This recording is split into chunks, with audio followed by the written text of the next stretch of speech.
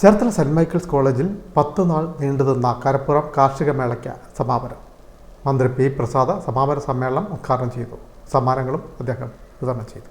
ചേർത്തല പൊലിമ കരപ്പുറം കാർഷിക കാഴ്ചകൾ എന്ന പേരിൽ ഡിസംബർ 22-നാണ് മേള ആരംഭിച്ചത്.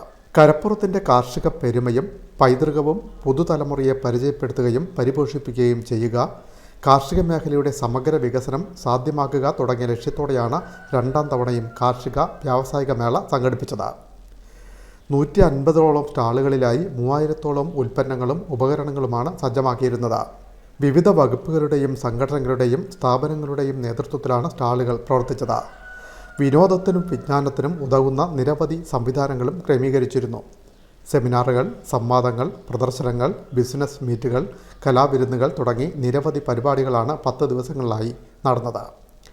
കാർഷിക മേളയുടെ സമാപന സമ്മേളനത്തിന് ഉദ്ഘാടനവും സമ്മാനദാനവും ചേർത്തല MLAയും കൃഷിമന്ത്രിയുമായ പി പ്രസാദ് നിർവഹിച്ചു. ഇപ്പം ഞാൻ 10 വാഴ വെച്ചാൽ, അല്ലെങ്കിൽ ഒരാൾ 10 വാഴ വെച്ചാൽ, ആ വാഴ ഏത്തക്കൊലയാണെങ്കിൽ ഏത്തക്കൊല വെട്ടി അത് കൊടുക്കുമ്പോൾ അവർ പറയുന്ന വിലയ്ക്കാണ് നമുക്ക് കൊടുക്കേണ്ടി വരുന്നത്. നമ്മൾ ചോദിക്കുന്ന വില കിട്ടുന്നില്ല. എന്നാൽ അത് ഉപ്പേരിയാക്കിയാൽ, ചിപ്സാക്കിയാൽ അതിന് വിലയിടാനുള്ള അവകാശം നമുക്ക് കിട്ടുകയാണ്.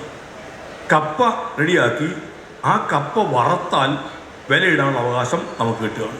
നെല്ല് വിലയിടാൻ നമുക്ക് അവകാശമില്ല. നെല്ല് കുത്തി അരിയാക്കിയാൽ അതിൻ്റെ വിലയിടാൻ ഉൽപ്പാദകന് അവകാശം കിട്ടുകയാണ്. നോക്കൂ, ഒന്നും മാറ്റം വരുത്തുമ്പോഴേക്കും നമുക്കൊരു പ്രത്യേകമായ അവകാശം അവിടെ ലഭ്യമാകുന്ന തരത്തിലേക്ക് എത്തുകയാണ്. നെല്ല് കുത്തി അരിയാക്കുകയും അത് വിപണനം ചെയ്യുകയും ചെയ്യുന്നത് സെക്കൻഡറി അഗ്രികൾച്ചറാണ്, ദ്വിതീയ കാർഷിക മേഖലയാണ്. കപ്പ ചിപ്സാക്കുന്നെങ്കിൽ അത് ചിപ്സാകുമ്പോൾ അത് സെക്കൻഡറി അഗ്രികൾച്ചർ ആവുകയാണ്.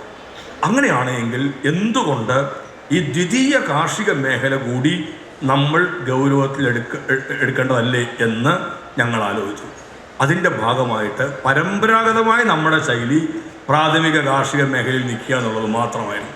ഇതാദ്യമായി നമ്മൾ പ്രാഥമിക കാർഷിക മേഖലയ്ക്കൊപ്പം ദ്വിതീയ കാർഷിക മേഖലയെയും കൂടി പരിഗണിച്ച് മുമ്പോട്ട് പോകാൻ തീരുമാനിച്ചു. Kanjikuzhi block panchayat president PG Mohanan അധ്യക്ഷത വഹിച്ചു. പ്രശസ്ത പരിസ്ഥിതി പ്രവർത്തകൻ KV ദയാൽ, സംസ്ഥാന അധ്യാപക അവാർഡ് ജേതാവ് B Savinayan, Olympian Manoj Lal, Indian veterinary award ജേതാവ് ഡോക്ടർ S ജയശ്രീ തുടങ്ങിയവരെ ചടങ്ങിൽ ആദരിച്ചു. Win media, Cherthala.